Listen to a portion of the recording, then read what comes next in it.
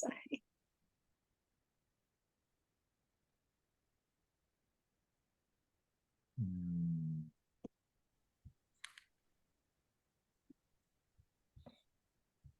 See all the wonderful faces. Oh. Ah.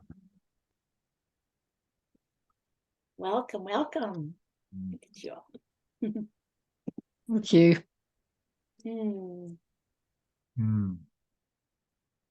I like Laurel's birds. Each one of us is one of those little birds today.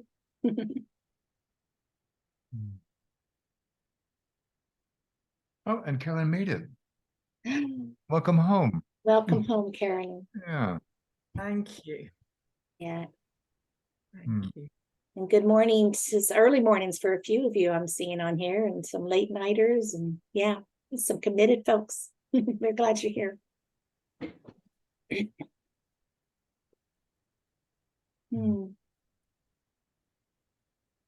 Yulin, you have a book behind you. That's you. How exciting. Yes, thank you. There's a wonderful author on the cover. Yeah. Thank you. Yeah. Well, welcome everybody to our August BCE.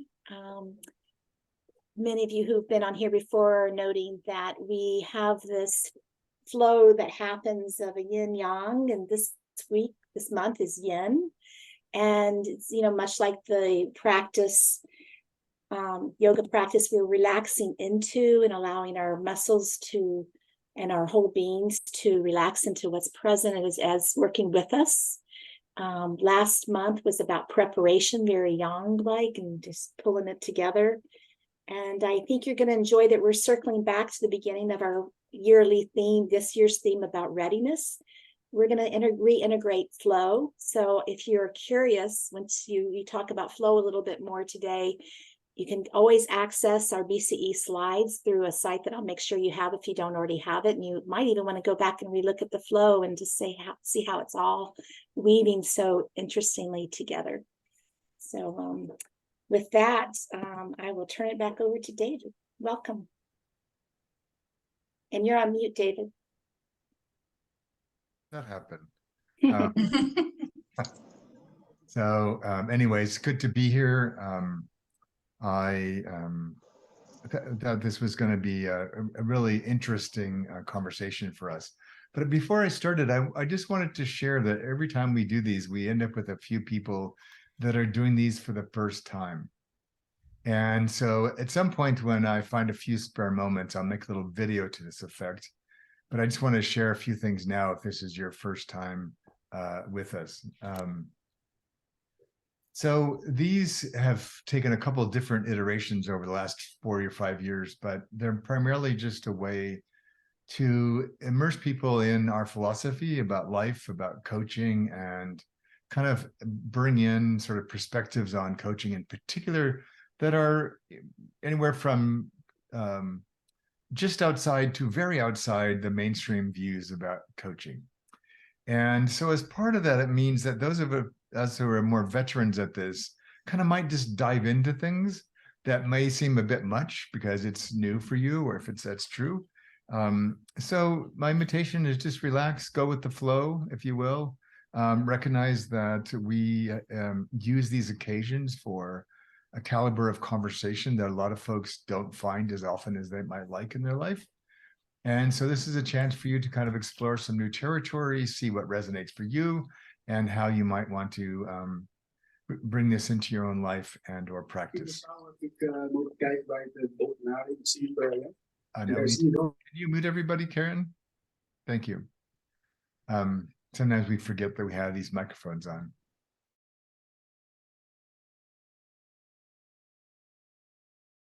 And David, that muted you when I did that, so sorry. Special. Yeah, so if you have questions along the way, Carolyn's mocking me, you can see that. If you have questions along the way, just put it in the chat box. Karen will pick those up and make sure they got brought forward, or you can just raise your hand if you'd like to speak directly. I'd be happy to address that. So I'm going to put the slides up, and I thought it was an interesting irony that today's session's on timing, and they decided to dig massive ditches next to my house this morning. So I thought, good, it's good. A good life is giving me practice ground for my own topic. I thought, how beautiful is that? Yeah, so let me just pull up the slides here and we'll get going and see where our conversation takes us. And while you're doing that, I just want to let the folks who are new to us, this is an 1.5-hour session. And if you do find, any of you find you have to leave early and we're getting ready to go into a breakout, if you just send me a note, so I'll make sure that I'll make sure someone's not alone in the room where you were going to be, okay? Yeah, good. Thank you, Karen. So, and this session will, for those of you who've been here before, this session will be a little bit different in that this is more of an audience participation session, in that I'm going to share a couple of key points and a story. And then I want us to explore a space together to see what we collectively discover about this idea of timing. So, our theme for the entire year is readiness. We thought, rather than skipping across a number of themes, we would pick one and just have 12 different deep dives into aspects of readiness. As Karen was sharing, we kind of move between yin and yang just to get what we sometimes think of as masculine and feminine takes on these. We find it provides a really rich variety of focus. The question for us to explore is, what would become possible if you allowed yourself to be in flow more often? And we're going to talk about flow in the context of timing. And so, as I'll share with you in the key points in just a minute, part of where this comes from, and has always come from in narrative coaching, is that I believe one of the limitations of how most coaches are trained, and of coaching in general, is because maybe less so in certain parts of the world, but on the whole, it assumed that time only goes in one direction, which is forward. It assumed you can manage time, control time, set agendas, set goals, make plans, as if life were ever that cooperative. And sometimes those skills can be very helpful. And this is an exploration of all those times when they're not. And so we're going to introduce other perspectives on time, space, and what that means for us as we think about readying ourselves for the future, for a client, for our day. And so we're going to just explore that a bit in some new ways, and move away from some of the more dominant paradigms. So for me, these are every time we have a session, I sort of try to summarize the key points so you can sort of see where you're heading. Just like good comedy, readiness comes down to timing.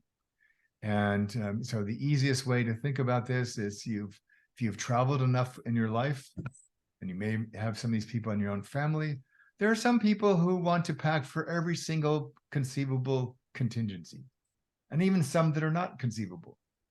And they're the ones that always want the help carrying their extra fourth suitcase.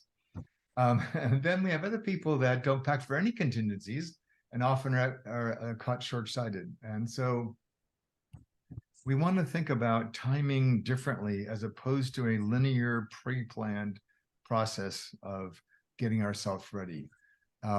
And so for me, then, timing and readiness are much more about a state of mind than any predetermined set of actions. And so the thing that I want to really focus on for today is that we often use our anticipation or our imagination as our guide about how to get ready. I think the trip is going to be like this. I think the client's going to need this. I think we should do this. And so we plan accordingly. And some of that's really great. If you're going to some place that's cold, you might want to bring a jacket. And I'm for the purposes of our talk today, our session today, I want to focus more on those sort of pieces of life and work that don't fit into those boxes quite simply. And so we're going to offer the proposition that reality moves in all directions of time and space. It doesn't just go forward. It doesn't move in blocks, even though we look at our watch and we think it does. And so the invitation is, what would that be like for us? And so part of this, it comes in frames like serendipity or intuition or flow, or there's a variety of words that help us to think about our ways of noticing what's present in us. Sometimes we have a sense of what's coming, and where does that come from, and how do we do that? And so we're going to look at readiness as a whole, but timing in particular, about how do we view timing as coming to us from all directions, not just from the past to the present or the present to the future, but it's present all the time. And so to do that, just kind of get us warmed up and kind of in this space. And before I sort of introduce my provocative idea for the day, is I'd like to, is Karen, if we could have just groups of 3 for say 10 minutes, just kind of a warm up. Okay. Just share in your group, just share an experience of delightful serendipity in your life. And so simple, it doesn't have to be dramatic. I can think of a simple example. Some years ago, I was visiting some friends back in California. I wanted to go to a restaurant to have some lunch. And I went to pull the door open to the restaurant, and there was somebody else trying to pull the door coming the other direction. And so we kind of negotiated who was going when. And the other person was a friend of mine from high school I had not seen for 30 years. So again, statistically an odd occurrence, but it just a delightful serendipity. Somebody I hadn't thought about it for a long time. We had a delightful chat for about 15, 20 minutes in the parking lot, and then we each went on our way. So just share something in your life where you had a foretelling, you found something serendipitous, coincidental, that without having to ascribe any higher purpose or meaning to it, just was maybe delightful for you. It brought some joy or laughter or whatever it was for you. Just share that little vignette with your colleagues, and then maybe if you have some time left after your brief stories, just share any insights you have about what they might have in common. Okay, all set? You all good, Karen? Awesome. We're all set. Any thoughts or questions before we take off? Raise your hand now. No? Okay. So rooms 11 and 12 have groups of 2, but the rest are 3. So you don't have to wait for each other if you're in those 2 rooms. And we'll see you in about 10 minutes. Okay.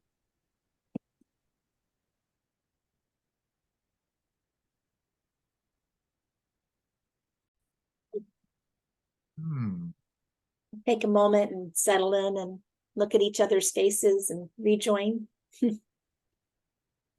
Rosalind, thank you for the wave there. Welcome.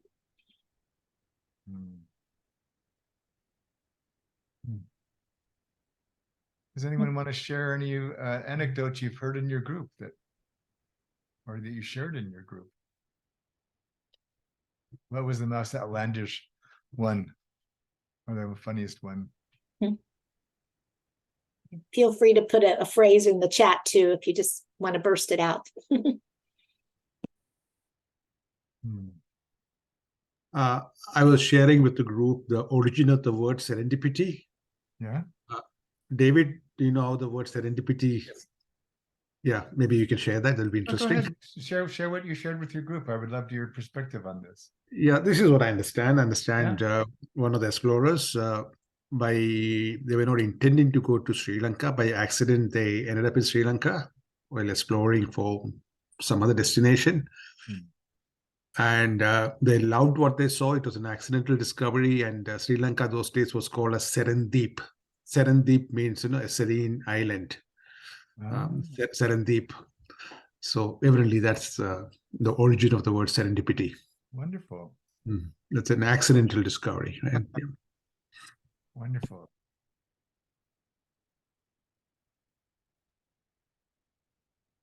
Anyone else like to share? Get your voice in the room. I'll share. Hi everybody. I put in the chat that I'm always amazed because I'm a nurse and I don't always tell that, but I'm always amazed that somehow I wind up in the room with the other nurse in the room, like the only other nurse in the room. And I don't know what that is, whether there's some kind of attraction there. So that was, that's always serendipitous for me. Oh, wonderful. And I saw Shwin Hot Walk. There you go. Yeah, share. When I was in late pregnancy with my third kid, it was a full moon that night. And I thought, oh, full moon usually bring babies. So I said, I wonder whether she will come. And then she did come that night. It's 1 month sooner. So she's like 5 pounds, 6 ounces I can hold with one hand. Wow. Somehow she felt it was her time. Yeah, it's just amazing. And how has that played out in the rest of her life? She's very intuitive. Ah, Timing is always good. there we go.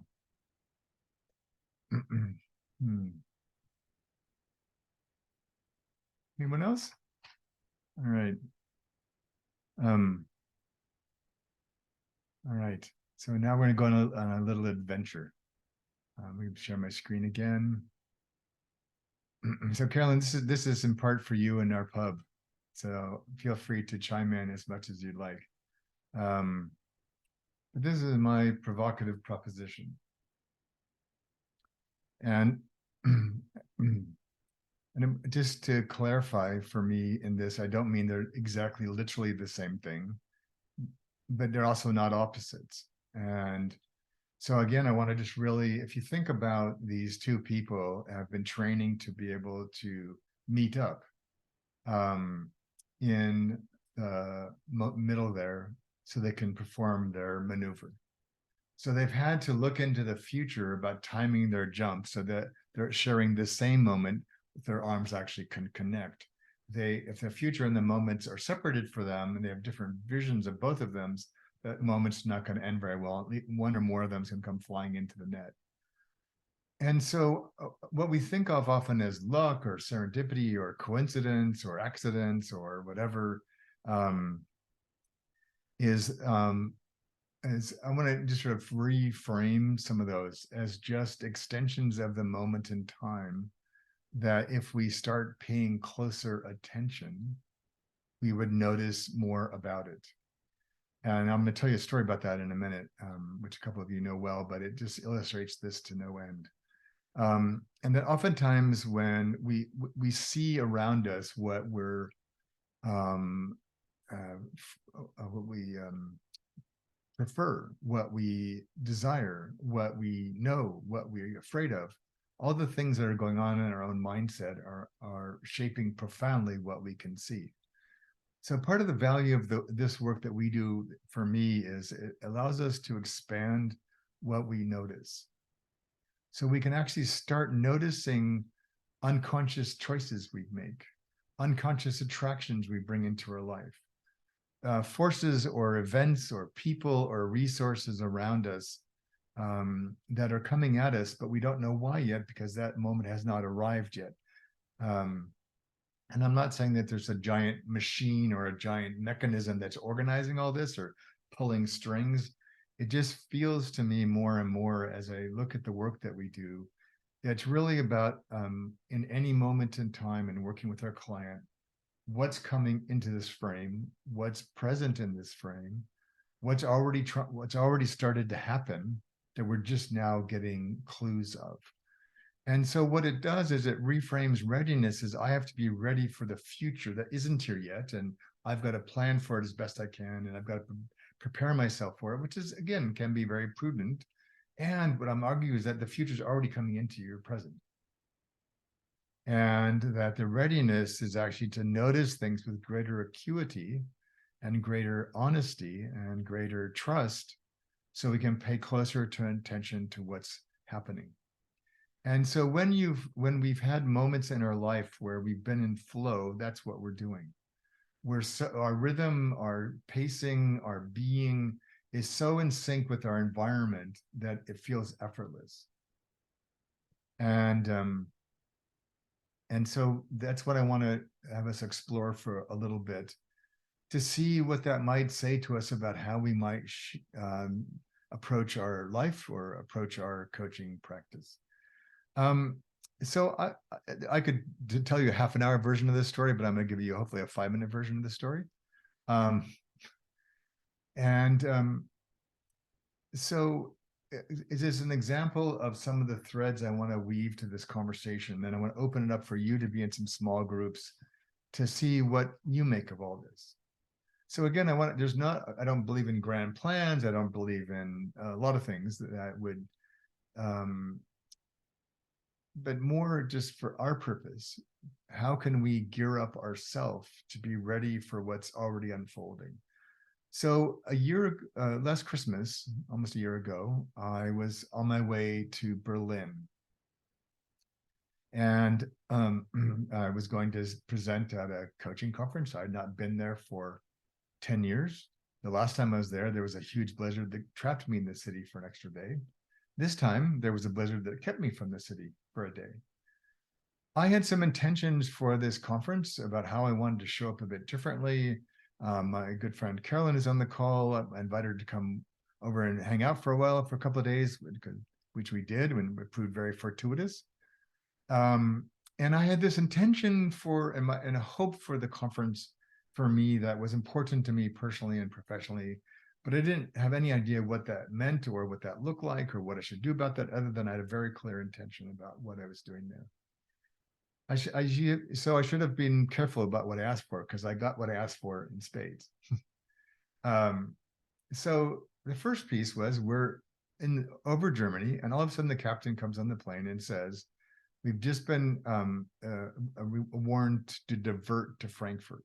We were heading to Munich, and I mean divert meaning like out of the movies, dive bombing out of the sky to go land at a different airport. So we go to the different airport, and we sit on some lot behind the airport for, I think, about 4 hours. No food, no water, no news, no nothing. We sat there. And then all of a sudden they come on again and say, we're sorry, but we're not going to be able to fly tonight. Everything's too snowed in. So we're going to taxi over to a gate, and then we'll drop you off. So you go inside, you finally get inside the airport, and there's hundreds of flights that have been canceled. So there's thousands of people wandering on the airport, lines everywhere for everything. And so you're trying to figure out and it's midnight or something. So there's no staff around. So I'm going to fast forward the story, but in this, you're thinking, well, how could I have been ready for this? I couldn't. But I went back to my intention. I want this to be a different and important trip for me. So, okay, game on. Here we go. This is the beginning. And so I made a series of choices across the evening, part of which started with people that didn't think this way. So we were in line at the baggage services window for the airline, because there was about 30 of us for whom our suitcases never showed up. 29 of these people yelled at the baggage clerk, except for me, because I realized that was futile because the person had no power to do anything, and yelling was just pointless. So I just went over and I asked him, what should I do now? And he told me, and then I walked away. So I want to fast forward to kind of what unfolded after that. So what unfolded after that was a recognition that as part of I didn't know have a sense why, I opted not to replace my luggage. So I didn't have any new clothes for 3 or 4 days. Take showers, wash clothes, do all kinds of creative things. But somehow I had this sort of sense it's important for me to stay in the clothes I brought. And there was something humbling and empowering about that felt really important.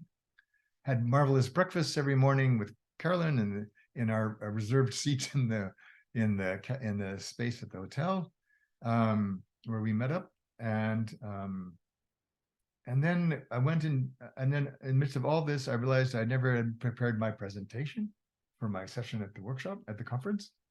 So I thought I probably should do that. So over breakfast that morning, I jogged a few notes on a piece of paper and had a workshop in which about 60 or 70% of the conference came to my session. again, because I was just going by what I was sensing. So I'm just going to fast forward to the end of the story. There's a whole bunch of stuff in between, including a lost wallet, which I've then found. Retracing my steps, finding the right people, putting all the pieces together, and having this really clear sense, my suitcase will return, which it did a month later after I got home. But the moral of the story for me was I put in motion an intention for my trip. And then I leaned into my intention by some choices I made, and reality offered things back to me to deepen the mission I was on for myself. And so, like, for example, when I had booked a place in southern Germany for some holiday. And I said, I believe there's going to be some places to buy new clothes there. And there was. Then I thought, who do I want to be? No one knows me here. I can dress however I want. So I thought, I want to practice. What's it like to be retired? I can't even imagine that concept. So I bought the kind of clothes that worked for me, but I imagined a retired older German man would wear. So I got to be a retired German man for 5 days. Befriended the owner of the best restaurant in town, got to meet his friends, had a wonderful time. And I ended up finding my wallet, tracing my suitcase to know that enough that they were going to find it, meeting some extraordinary people who were helpful because of the way I was approaching this. And so the purpose for the trip was not me imposing my purpose on the trip. The trip itself was imposing that on myself. So I was adapting to the trip as much as the trip was adapting to me. And for me, and then I got home, and I think 10 days later, I had surgery on my foot. And in the middle of it, I've had some iteration of COVID for 7 months. And so the preparation for the experience of COVID and whatever that ended up, I'm not sure what it actually was, but the preparation for that, the readiness for that came from my adventure in Germany. I don't think I would have been in the state of mind to deal with what came with the surgery and being profoundly sick if I had not been through what I'd been through in Germany. And so, again, I don't ascribe there's some like a grand plan to all this. The invitation for us to think about is it completely revamped my thinking about readiness and beginning to really get this sense of when you allow yourself to be in flow more often, you start to notice way more that's happening around you all the time. Resources, like I said, people, invitations, closed doors, but you see yourself almost like in a matrix way, kind of moving with that as opposed to against it. And so the invitation then, if you think about the moment and the future were the same thing. So everything that was unfolding in my life around me, everything that was unfolding about that purpose of that trip, the trip set in motion the paper that I'm now writing for the Institute of Coaching at Harvard. I wouldn't have had that if I had not gone on that trip and met Jeff again. And so there's this piece where there's so much that's available to us if we don't see the past, present, and future as completely separate. We don't obsess about having to plan for things as if we could know. And we stay present to what reality is actually bringing to us. And then how do we dance with that in a way where we make the most of it. So I'm going to stop there for a minute. There's more I could share, but I won't. And just see if you have any initial thoughts or questions that you'd like to share. And then I'm going to give you some chance to see what this has brought up for you about timing. And then, so I'm going to take us off screen share for a minute. You don't need to see all those suitcases. And to see what's kind of coming up for you.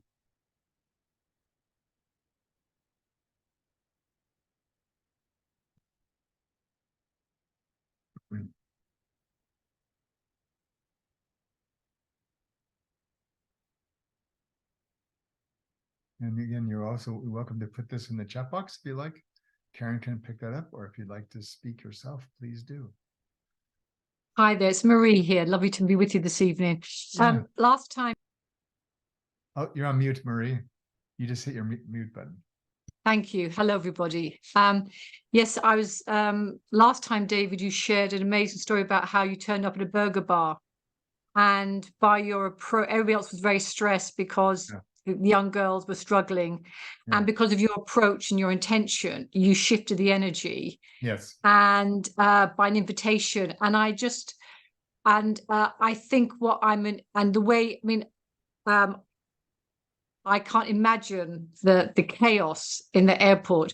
And I guess I'm wondering really, David, in terms of, is this something that you have over the years really worked at, that you've kept sense of, emotional regulation? Or is it that you really do believe in this sense of intention to say, what will be, how can I make it count almost, and how how you can enter into a situation which could be usually hugely frustrating Yes. and concerning.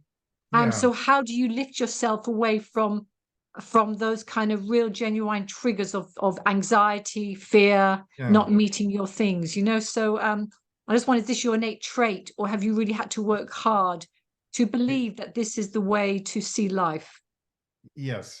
So if you watch me drive, sometimes I don't do this as well with drivers. That's one place where that's my next step of my evolution to master driving, because we have a lot of unconsciousness in the roads. But I think part of it was dealing with a lot of adversity when I was younger, having to find the silver lining, having to find a way through, being the oldest of the children, blah, blah, blah, blah. Spending a lot of time in nature, because nature doesn't care about you. So it's real, whatever it is, whether it's snowing or whatever it's doing. And so, the fancy frame, I didn't invent this frame, but that when I subscribe to is what I think of as enlightened pragmatism. The enlightened part is my own development over the years to be more like this. And I do that not because I want to be a monk on a mountain or be more mindful or whatever. I do it because it's pragmatic. What I observed in these people was they couldn't self-regulate at the airport. And I understood why. It was very exasperating. The airlines, why they waited till 50 miles before the airport to figure out that it couldn't land, and that there was a blizzard right in front of them, which we all could see out the window. So it was quite frustrating, and they were overwhelmed. But the pragmatic part is, A, these people can do absolutely nothing but any of this. B, most of them are underpaid and overworked. It's still and C, my job is to make the best of this for myself. So I'm going to find resources. And so, like, there was one man who was when I was trying to find my suitcase, he was from, I don't know, Albania or something. English was his third, fourth, ninth language or whatever. So we struggled to communicate. But I started talking to him, asking him about his life. We had this lovely chat. It was like 3 a.m. There was nowhere to go, nothing to do yet. And so he showed me some inside secret tips of the baggage system. Like, when you file your claim, put these words in, it'll help you. And, I don't know if they did or not, but he felt a lot of joy. And so, I think earlier in my life, it was more of a survival strategy, or of, I'm going to buck up and go do this. Now it's just more graceful. And I feel like one of my tiny contributions to the world is I try to be kind as much as possible. And for me, I've just found that when I allow myself to get caught up in the emotions of it all, or the frustration of it all, which I'm human, it does happen. It doesn't help anybody. It doesn't accomplish anything, really. It makes everybody feel worse. And so I've just found it more effective. Way more effective, because you just don't waste energy on things that you can't do much about. But it's not even I used to feel like, oh, I've got to go do this. And now it's like, there's just so much more available to us when we can show up this way. There's all kinds of resources we don't even realize are there for us. Not because there's some cosmic plan or some divine force. It's just my observation.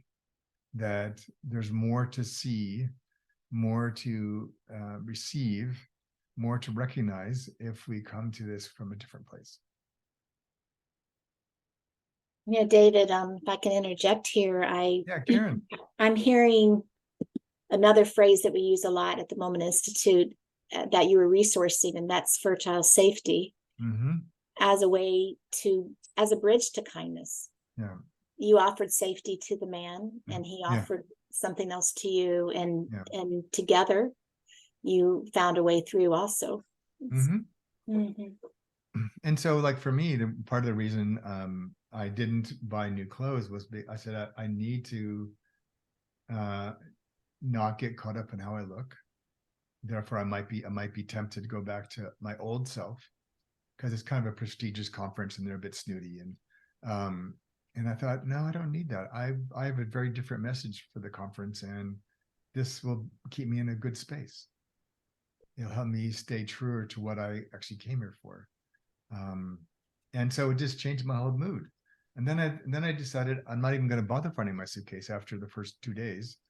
And I said, I believe it will return, and I believe there's nothing I can do about that now. I've done everything I can. So I just let it go, and I said, well, now it's an adventure. And it stayed that way for the rest of my 2 weeks. How freeing was that, David? I'm trying to find a face with a voice. It's Roz. It was fantastic. Totally fantastic. Yeah, there you are. Yeah, it was just fabulous. And so one of the things I love about the Germans, they walk everywhere. And so when I was up in the Alps, in my old German man clothes, I was walking with all these old people, and I was hearing their stories. They don't speak a lot of English down there, so it was a bit tough, but the ones that did, and I just found that what you start, things that we label as coincidences happen more and more, because we're in flow. We're not trying to make something happen or resist something or complain about something, and so things just kept popping up. I mean, really, how much of a coincidence is it? You know, like, I look at it more like synchronized coincidence. Yeah. They're supposed to happen somehow.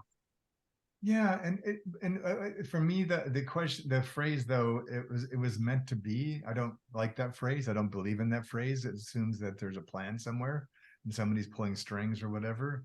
So I would frame it. There's meaning in being. So not that it was meant to be as if it was planned, or it has to be that way, and we have to like gird up and learn our lesson, or that's like, seems like way too Protestant work ethic baggage that many of us have carried from our childhoods. That's really not necessary and not helpful.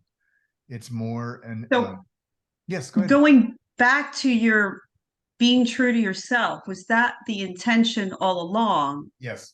And it was it difficult to keep the intention?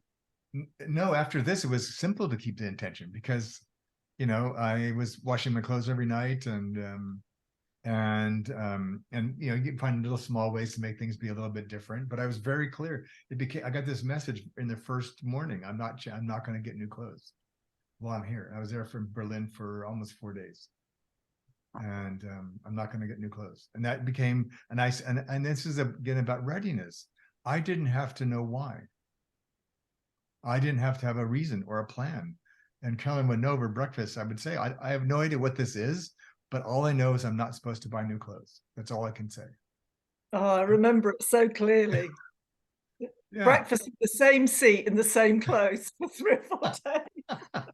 But somehow it felt essential for like a christening. It was there was so much stripping back going on. So when you walked into your session, it was, that version of you. Yeah.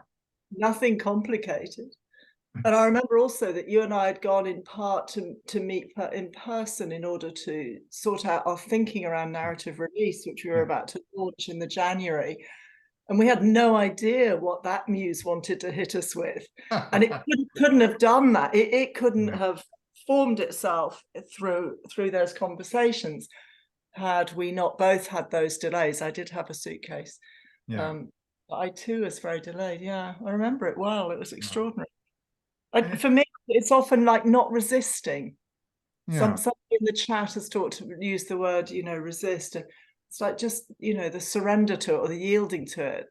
Yeah. That there's just so much in the field.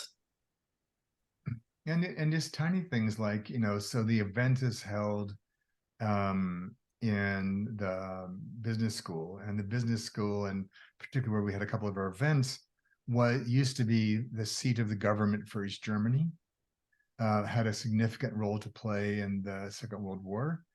And it feels that way when you're in those buildings, and massive, like, I don't know, 30-foot ceilings, 40-foot ceilings, I don't know what they are.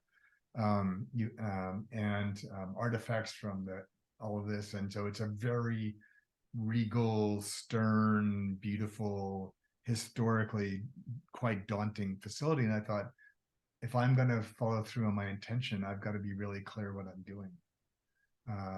Because there'll be too much that could drive me back to how I might have been otherwise. Yeah. If I may, David, Yes.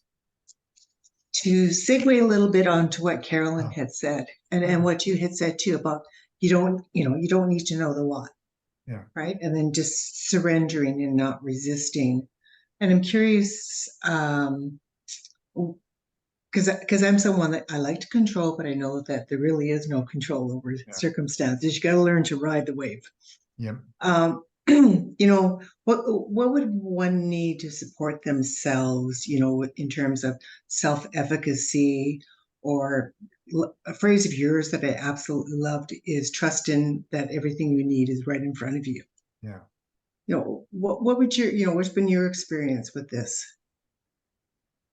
I was thinking when one of our classes last week, somebody was asking about their awareness of themselves, about their need to control, and sometimes gets in the way of their coaching. And I think she was asking, how do I let go of my need for control? And I said, well, it's actually you were never in control, so it's not an aspiration to try to be in control. So what you need to let go of is your illusion that there is control. So it's your story about control that's the problem, not control, because you don't have any control over the client or the conversation anyways. So part of it for me is I don't know, I guess a new something that emerges in the moment is as an oldest child in a family that often struggled to be together, you end up with a lot of unconscious things handed to you of expectation and I had all the degrees and I work in this space, and can you help out your brothers? No, I'm their brother. I'm not their parent, and I'm not their therapist. And yes, I will support them, but no, I'm not going to intervene for you. And so part of it was just letting go of things that were not mine to carry anymore, and realizing that that's a much easier and lighter way to travel. I used to sometimes feel badly when my coaching clients weren't doing well, and then I realized it's their life, not mine. And I'm not responsible for their life. I'm not responsible for their happiness, their outcomes. I'm responsible for myself to do the best possible job I can.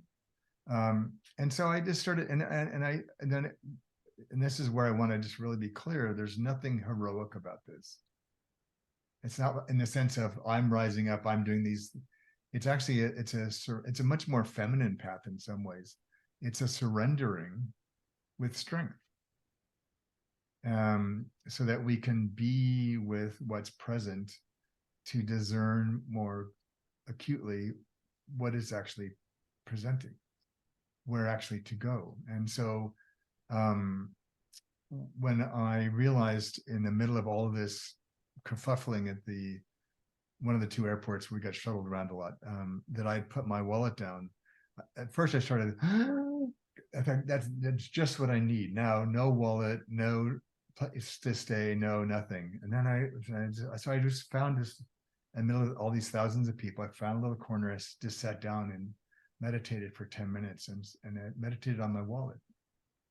And two things that came to my mind. One was, oh yeah, I got my daughter to show me how to set up Apple Pay on my new phone a couple of years ago. Oh yeah, I've got that. I got money. I have access to money.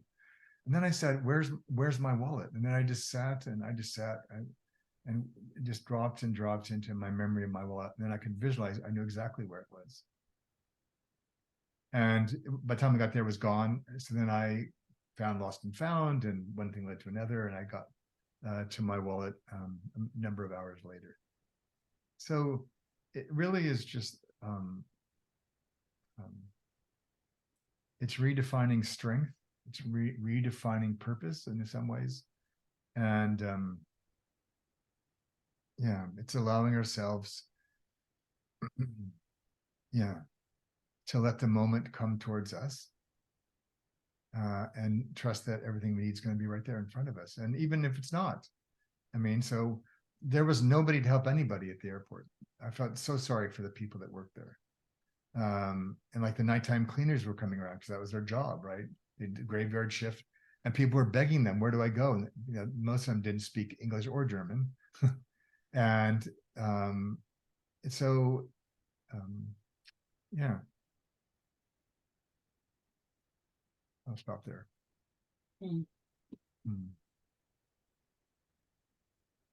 What's happening in the chat box, Karen? There's a lot happening in the chat box. There's a number of ways people are renaming your statement about there is meaning in the being. Some of the succinct ways are, well, let's see, it's moving quickly, so give me a second here. Yeah, hold on.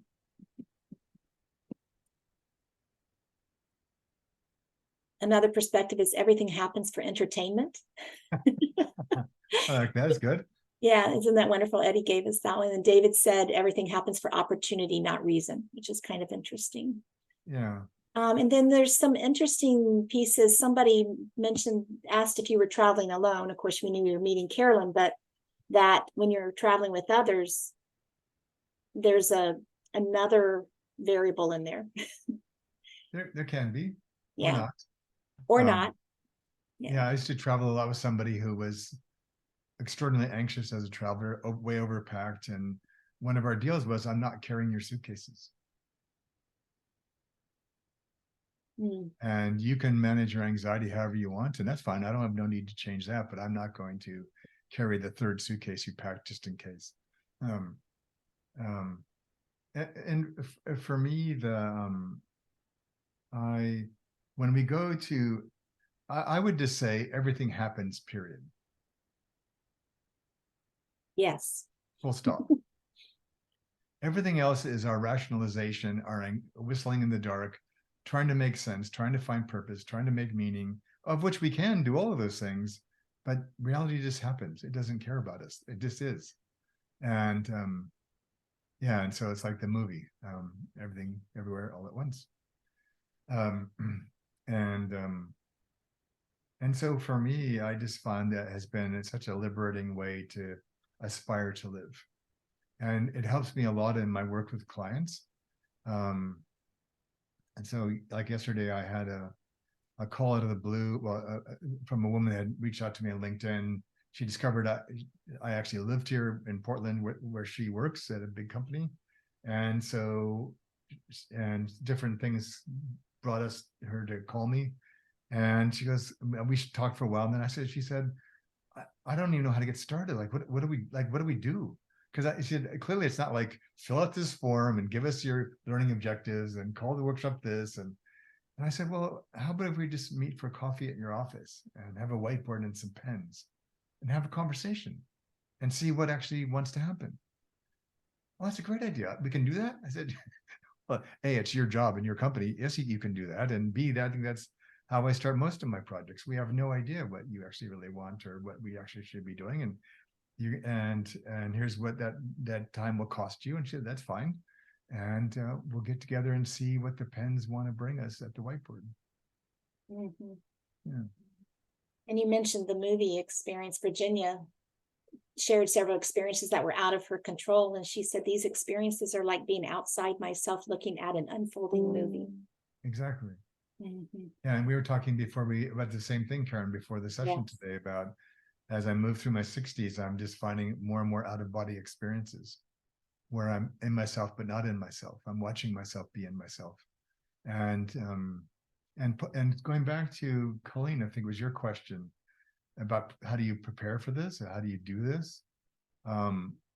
So part of this is willing to put your ego behind you as your backstop, not in front of you as your shield, and being willing to change form in some ways, but to be able to allow yourself to move in and out of situations with multiple perspectives in real time.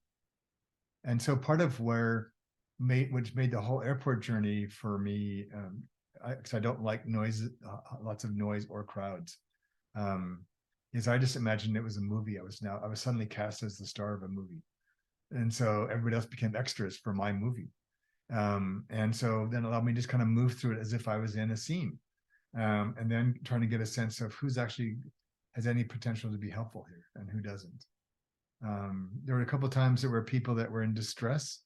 I didn't speak their language, so I couldn't do a lot for them, but I could at least sit down next to them and try to acknowledge with my eyes that I see you having a hard time. But being willing to repurpose your ego seems really important. It comes in very handy. You need it. When we and I'll give you an example of what not to do. So again, and we're in Germany, we're in Berlin, where it snows a lot. The airport was completely unprepared for 1,000 people wanting taxis, like as if this had never happened before. And these are Germans. I thought it doesn't bode well for the future of the universe and our planet if the Germans are disorganized. We're in deep trouble.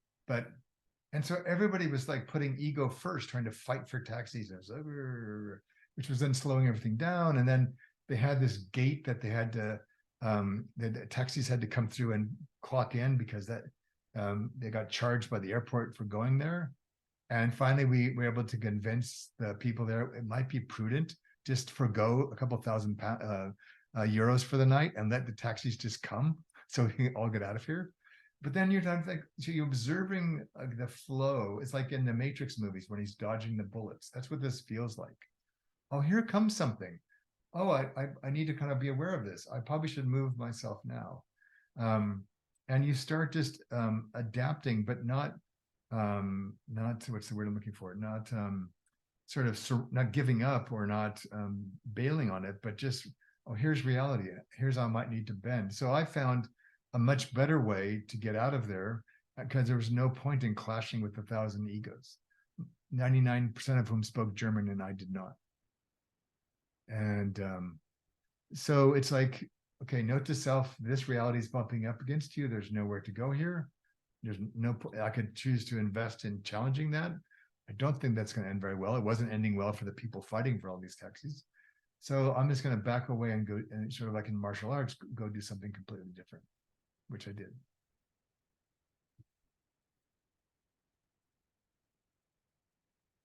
All right. Maybe take a couple more questions, and I want to put you into some small groups and let you talk maybe more intimately or closely about what you think all this means for you. Regarding this organization in Germany, David, I think that you should go to Italy or the very south of Italy, and you would see what it's like. You know, I've been there like a few times, and you would enjoy it. And then, you know, we really learn what it's like to be patient and to observe it. Just sit on the chair, and you just observe it, things going on around you. And then you just like chill out and go like, I'm gonna let it go the way it is, right? Yeah, you learn the patience. Germany is like super organized in comparison to Italy. Yes. I love Italy, and I would prefer to be like stuck in Italy to being stuck in Germany. Right. Yeah, and the pandemic was hard on the Germans because it challenged a lot of their of what they're known for. But and it is the beauty of travel. I mean, of being in other cultures, you learn other ways of living, and you watch how people actually live there and what they get upset about and they don't. And you know, many of us have traveled to places that have high humidity, high heat, and get all the tourists running in, trying to run around and do stuff. And like, no, it's not a good way to survive this. All right. Anybody else want to chime in before what I'd like to do? I'll just put this up for a second, but I just have a question for you. Well, Yes, Karen. yeah, I just lost it. Hold on one second. Yes, there was a question. I think it's a sort of a final tie together question. Okay. That maybe you can quickly summarize. Ilian says, how does this experience shape your readiness or timing? So a desire to pull it back to our theme. Yeah. So part of it is one of the characteristics of Portland, Oregon, where I live, is it's a city that's very polite, and which is lovely in many ways, except for when you're trying to get on the freeway or at a faraway stop and there's a couple of cars. No, you go. No, you go. And then people like panic when they get on the freeway and they want to slow down as opposed to speed up to get on the freeway. Well, no, you go. And it's like, it drives them mad. And so they don't have a sense of flow or timing, right? They're not kind of with the rhythm of how cars go and how freeways go. And so for me, it's like when we're not true to ourselves, we're not aware of ourselves, we're not in the flow of what's happening around us. We're too in our own heads or in our own formulations about coaching or our own whatever, and we're not paying attention. So so it means we're often out of sync with our coaching clients. We're either too far ahead of them or too far behind them. We're trying to drive a conversation. Oh, this will be great. Oh, I think I know what's happening here. I'm gonna go over here. And meanwhile, there's clue after clue after the clue that the client is giving you, often unconsciously to even to themselves, but we're not in right timing because we've got our own plan for the session or our own sense about what should be happening or what could be happening. So for me, the readiness is to in service of the timing of what's trying to happen here, what is happening here. And sometimes we can bring our own piece to that, and sometimes we have to respond to it and bring our piece, in a different way. But timing just feels like something that we need to, I believe, need to think about differently in the coaching process. And the question here for you in your breakout is sort of that way. So what if readiness was not a linear and sequential process focused on and directed towards the future? What if it was all about timing all along, the timing as we go? If any of you have memories as young children being forced to go to dance classes, for example, when I went to college in Texas, very different culture than California. And I had to learn these really strange dances to strange music, neither of which I cared for. I probably broke half the toes of the girls in my young women in my university. I just didn't understand the timing of how they did things. I was very used to very different kind of music and very different kinds of dancing. And then I realized far too late that in order to learn those dances, I had to adopt a Texan sense of timing, which was very different than mine growing up by the beach in California. And so a lot of what we're doing in this work is we're morphing ourselves to be in the flow of the timing that we're in so that we can be at our best, we can respond in the best way possible, we can pay more attention and kind of move through with more ease and grace. Yeah. I mean, like I watch people like Gene Kelly dance in the old movies. I think, how does he even do that? And he's in flow. He's got the timing down immaculately. So, all right. So I'm going to give you about, let's just say, maybe about 12 minutes, maybe in pairs, Karen, to give everybody enough time to talk. And just like, what are you taking from this for you? In terms of this sort of next question, I suppose, how might these reflections on timing inform your own coaching? And you can either riff off of the analogy of surfing or the words themselves, but kind of just what is all this bringing up for you that's going to be useful for you, or might be useful for you as you think about timing in your own life and practice? Okay. All right, enjoy. We'll see you soon. Hmm. Hmm. Appreciate your smile, Yulin. Thank you. There. All right. So we just have a few minutes left before the end of our session today, but I just wanted to just give you some chance to share kind of what emerged from your small group conversations, and either in the chat box or if you wanted to share it live, and I'll try to drown out the gigantic trucks just outside my window. So Yulin is Yes. holding her hand up Yes. there. So Yes. Okay. We'll start there. Yeah, thank you. So we were discussing, and I'm still not completely understanding, like, readiness is all about timing.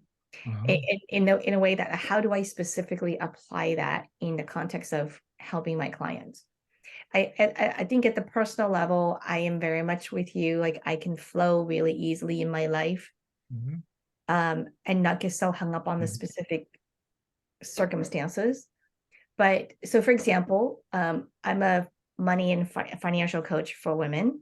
And one of the things that I hear a lot from them is, I'm not ready. Like, I'm not ready to do the work on my personal finance or whatever, right? So I'm thinking, okay, this readiness, this timing, how do I, in this particular case, how do I apply this concept in helping them to move towards taking action? Yeah.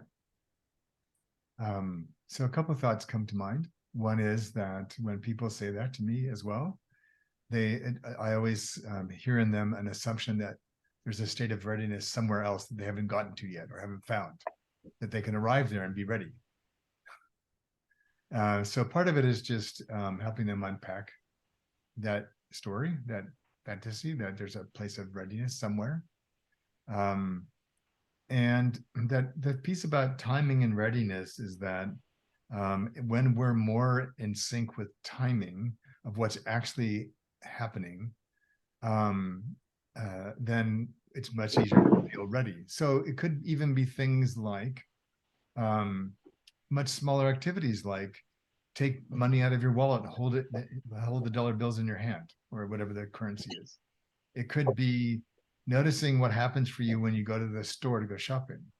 There's all kinds of things about timing, of kind of being in the flow of what's actually going to be the opening for them to step into a new relationship with money. As opposed to, most people feel like, I'm not ready. Readiness is over there. I'm going to take all these steps to be ready, and then I'll be ready, and then I'll be able to be better at this. That's, for me, an illusion. And it doesn't mean that there's not preparation, education, working with people like you. It's just like, there's so many things that they could do right now to get started that don't require any readiness at all. And then, and part of it is that we want to get ready and then we'll begin. So a lot of our work is in just inverting that. We begin now and notice what that tells us about what we're ready for. Mm. Yeah.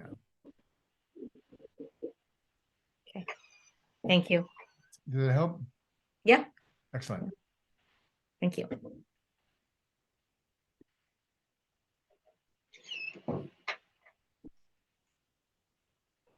Other thoughts or insights from your group?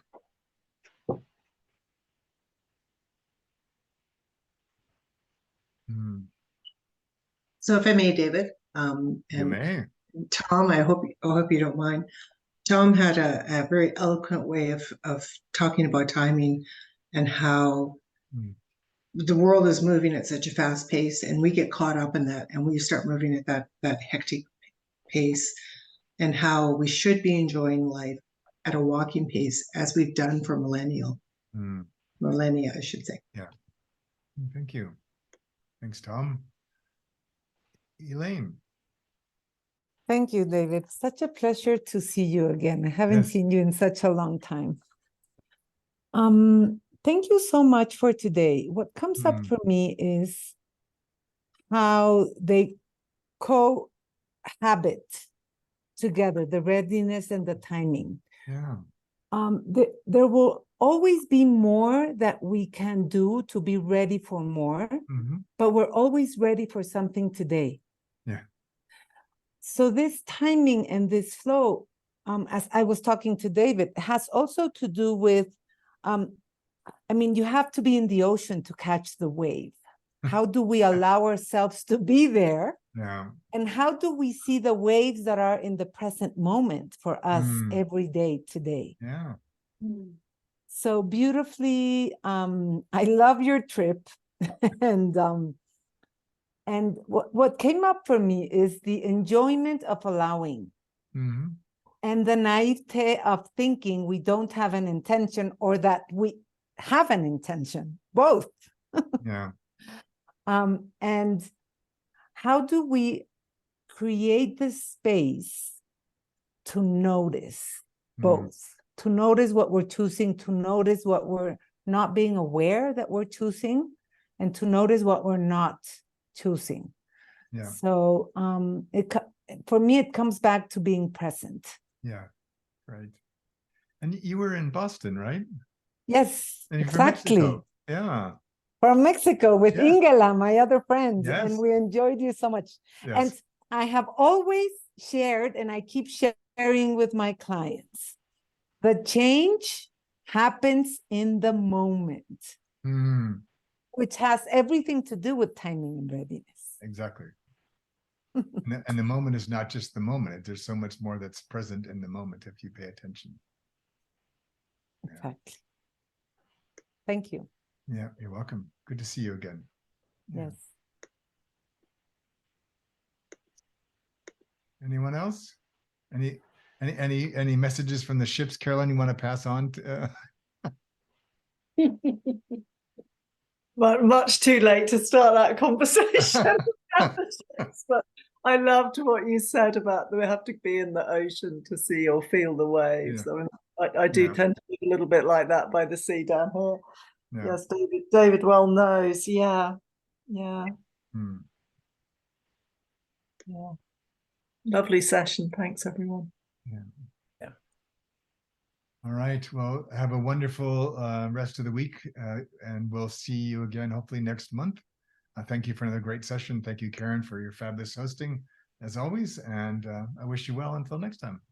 And I put in the chat several comments up, the links to our BCE community if you want to continue the conversation or access any of the previous recordings, as well as another link just to connect with BMI Institute. So, great. Yeah, thank you. I don't see the link, Karen. Scroll up just about 5 comments, and there's 2 links. One's tinyurl.com, and one's MI Connect. And I can repost it if you like. Which one are you hoping for? I don't think they're there, Karen, actually. Oh, okay. Yeah, Well, I think after the breakout, we lose the previous post. And if you posted them while they're in the breakout, it doesn't show up. Bad me. Thank you so much. Okay, I'm going to repost it here. Thank you so much for catching that. And I will not do that again. I was thinking I was being proactive. There's one. That's Thank to the community. And I will get you the other one, which is just to the Moment Institute in whatever way you need. When it's ironic, Karen, that your timing was off. It was so off. Yeah, you can miss the boat. I missed the wave. But you stayed in the moment. There you go. And you are, and it takes community. So thank you. Thank you. Bye. Thank you. See you all later. Bye. So Bye. long. Bye. See you next month. Bye. Bye.